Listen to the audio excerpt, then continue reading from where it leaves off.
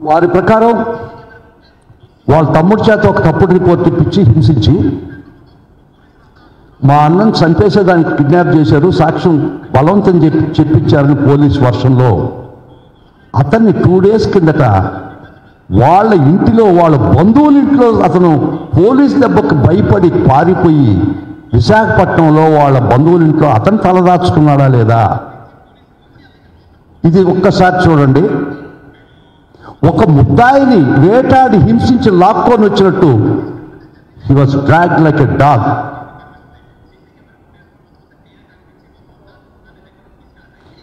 అతను నిజంగా చంపేయాలని, సత్యవర్ధన్ నిజంగా చంపేయాలని నేను కిడ్నాప్ చేసి అతని చేత బలవంతంగా చెప్పించుంటే బయటకు వచ్చిన తర్వాత అతను పోలీస్ స్టేషన్కి పోయి చెప్పడా?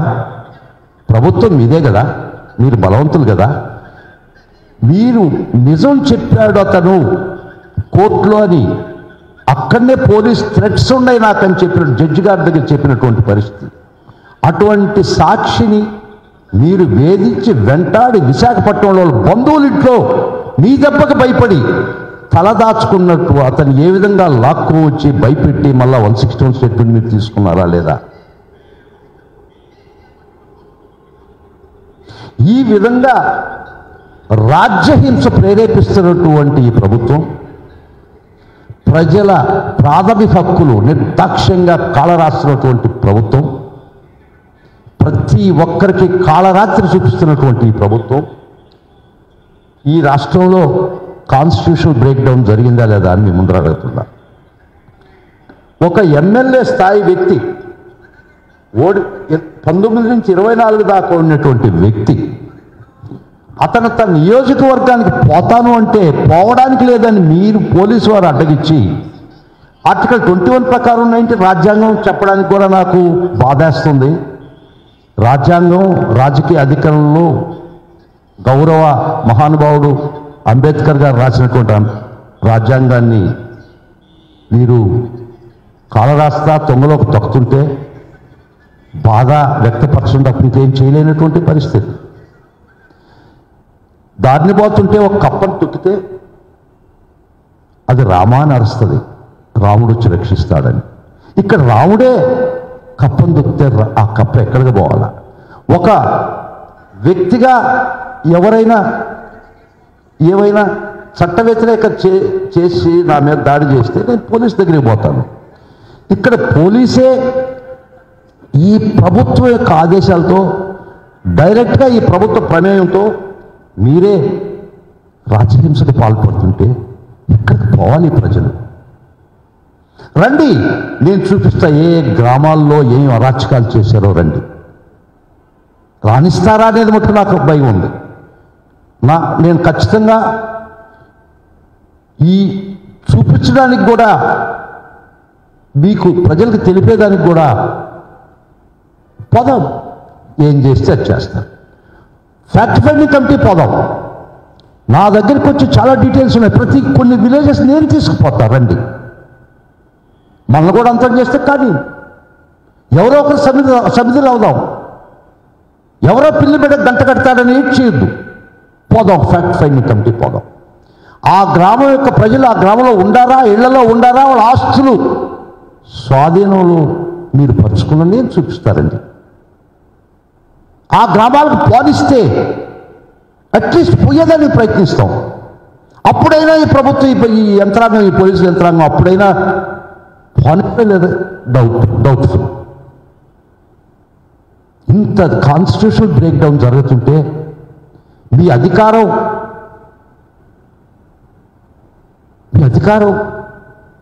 ప్రజల మీద ఈ ప్రకోపం చూపించి మిమ్మల్ని ఎవరినైనా ప్రశ్నిస్తే గొంతులు నిర్దాక్షిణ్యం నలిపినటువంటి ఈ ప్రభుత్వంలో మిమ్మల్ని ప్రశ్నిస్తే మీ తప్పును ఎండగడితే ఇమ్మీడియట్గా తెల్లారి దాడి జరగద్ది. 1 భౌతికంగా, 2 మీడియా పరంగా. ఈ మీడియాపరమైనటువంటి మాఫియా ఈ అధికారంతో అధికార బలంతో మీరు చేసే దురాగతాలు, మీకు వంతపాడే మీడియా ముఖ్యంగా ఈనాడు కొరవ పేపర్లు ఎన్ని ఉన్నాయి, మీడియా ఛానల్స్ ఉన్నాయి. ఇక్కడ ఒక నెక్సస్ ఏర్పడి ఉంది. Media mafia and the mafia sponsored mafia structure created by the present government which runs the state. The state, if the elephant runs amok, అదొక చెరుకు తోటనే నాశనం చేస్తుంది. If the state runs amok, రాష్ట్రాన్ని అల్లకల్లోలం చేస్తుంది. కాబట్టి వీరందరికీ కలిసి ఈ ప్రభుత్వ దురాగతాల్ని కప్పిపించేదానికి మీకు బలమైనటువంటి మీడియా, ఆ మీడియాకు మీరిచ్చే తాయిలాలు, అవి మనం చర్చించుకోవడం చాలా ముఖ్యం. మిమ్మల్ని చూసాం నిన్న కాక మొన్న మా ఎంపీ మిథున్ రెడ్డి గారు పార్లమెంట్లో మీ యొక్క ఇల్లీగల్ యాక్టివిటీస్, దురాగతాలు ప్రస్తావించిన దానికి వారి కుటుంబం మీద మీరు ఏ విధంగా దాడి చేశారు మీడియా పరంగా ఇది అందరికీ తెలుసు. నిజంగా you created terror state. A state with the terror had been created by you with the power of the government, with the power of the state and the power of the media.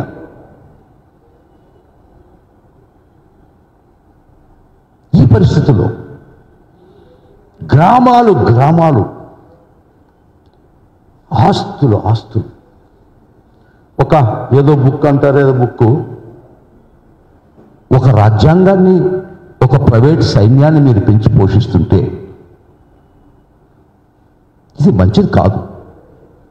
ఎల్లకాలం మీరు అధికారంలో ఉండరు, గుర్తుపెట్టుకోండి. Nothing in this nature blooms for the year long. Nothing in this nature blooms for the year long. ఏ చెట్టు సంవత్సరం అంతా పూయదమ్మా. సంవత్సరం అంతా ఏ చెట్టు పూలు పూయదు. పూలు పూసి కాయలు అయిపోయిన తర్వాత సీజన్ అయిపోద్ది. ఇఫ్ ది ట్రస్ట్ డిఫిషియన్సీ, ఈ ప్రజల్లో ట్రస్ట్ డిఫిషియన్సీ, వ్యవస్థల మీద నమ్మకం పోయిన రోజు, న్యాయం జరగదనుకున్న రోజు, let it not happen. If trust deficiency creeps in to minds of the people, it leads to vandalism. They settle the scores in the streets. వద్దు, ఆ పరిస్థితి వద్దు, తేవద్దు, దయచేసి మిమ్మల్ని ఈ ప్రభుత్వ ప్రజలను కోరుకుంటున్నా, ఈ పరిస్థితి ఈ ప్రభుత్వాన్ని చేసే అవకాశం ఇవ్వద్దు. చాలా గొప్పగా ఈ డెమోక్రసీ, భారతదేశం ఒక డెమోక్రసీ క్రియేట్ అయింది. చాలా బెస్ట్ ఫౌండేషన్స్ మీద ఈ డెమోక్రసీ క్రియేట్ అయింది. యూనిటీ అండ్ డైవర్సిటీ, ఎంతో అద్భుతమైన సమాజం క్రియేట్ కాబడింది స్వతంత్రం వచ్చి 70 సంవత్సరాలు. ఈ విధమైనటువంటి క్రియేట్ అయినటువంటి ఒక రాజ్యాంగాన్ని, ఒక డెమోక్రసీని మీరు కోకటి వేళ్ళతో కూలుస్తున్నప్పుడు ఆవేదనతో ఈరోజు చెప్పాల్సినటువంటి పరిస్థితి ఏర్పడుతుంది. ఏ వ్యవస్థను మీరు తన పని తను చేర్చుకొని ఇచ్చారు. కొన్ని వ్యవస్థల పేరు చెప్పకూడదు. మీ కబద్ధ హస్తాల్లో ప్రతి వ్యవస్థ నాశకుందా లేదా చెప్పండి. సోషల్ మీడియాలో 111 పెట్టింది. 111 పెట్టాలంటే 2 ఛార్జ్షీట్స్ ఉండాలా? అది వ్యవస్థీకృతమైనటువంటి నేరం అయి ఉండాలా?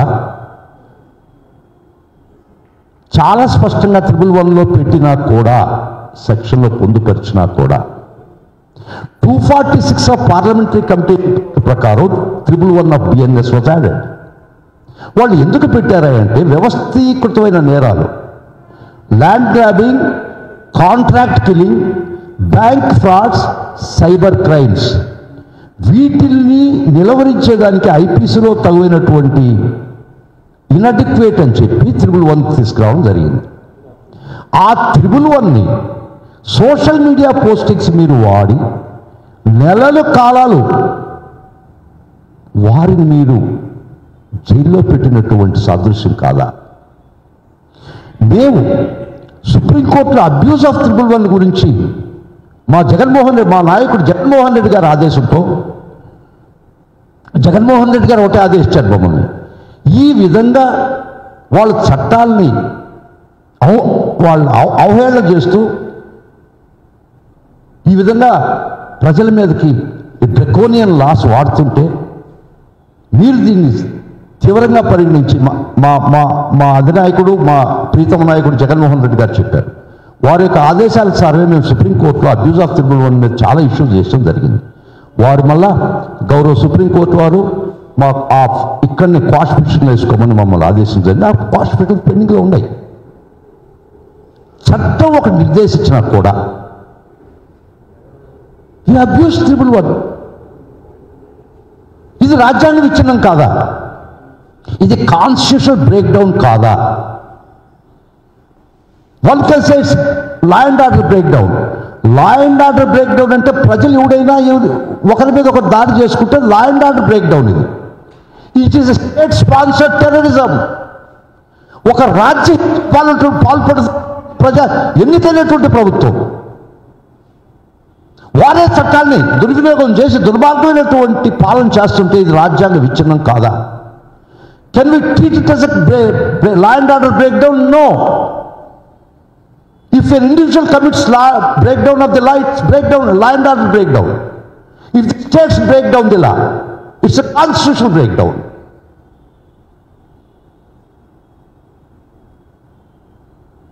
ఈ విధమైనటువంటి పరిస్థితుల్లో కొన్ని వీడియోలు మీకు చూపించాల్సి వస్తుంది. అధికారంలో ఉన్నట్టు ఒక వ్యక్తి ఒక మాజీ ఎమ్మెల్యేని ఈ తాడిపత్రిలో అడుగు పెడితే చంపుతా అని పబ్లిక్గా I can play it all these things before you. ప్రజలారా చూడండి, మీరు కూడా చూసుంటారు ఆ స్టేట్మెంట్. తన కాన్స్టిట్యుయెన్సీకి తను పోదలుచుకుంటే పోలీస్ అడ్డకిచ్చేది నాకు అర్థం కాలేదు. తన ఒక ఎమ్మెల్యే స్థాయి వ్యక్తికే ఈ విధమైనటువంటి ఆటంకాలు చేస్తే సామాన్యుడి పరిస్థితి ఏంటి ఈ రాష్ట్రంలో? మీరు ఒక స్లోగన్ చెప్పేవాళ్ళు, Andhra is in safe hands అంటే. దీన్ని Andhra in the safe hands అని పెట్టామా? Just give me pass few seconds, I will show. ఒక నిర్భయంగా నిస్సిగ్గుగా అడుగు పెడితే తాడిపత్రిలో చంపేస్తామన్నటువంటి పరిస్థితుల్లో మాట్లాడుతుంటే ఏం చేయాలో ఆలోచించండి. ఇది ప్రజల్లో ట్రస్ట్ డిఫిషియెంట్ కింద రాదా? వ్యవస్థల మీద నమ్మకం పోవా?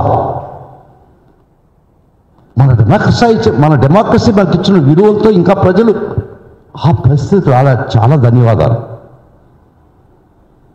ఆంధ్ర రాష్ట్ర ప్రజలు చాలా ఓర్పుతో ఉన్నారు, చాలా గొప్పవారు.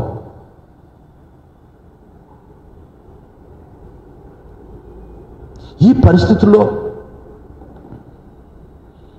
ఇన్ఫ్యాక్ట్ ప్రతి వ్యవస్థని నిర్ధారించారే. వారు సోషల్ మీడియాలో ఈ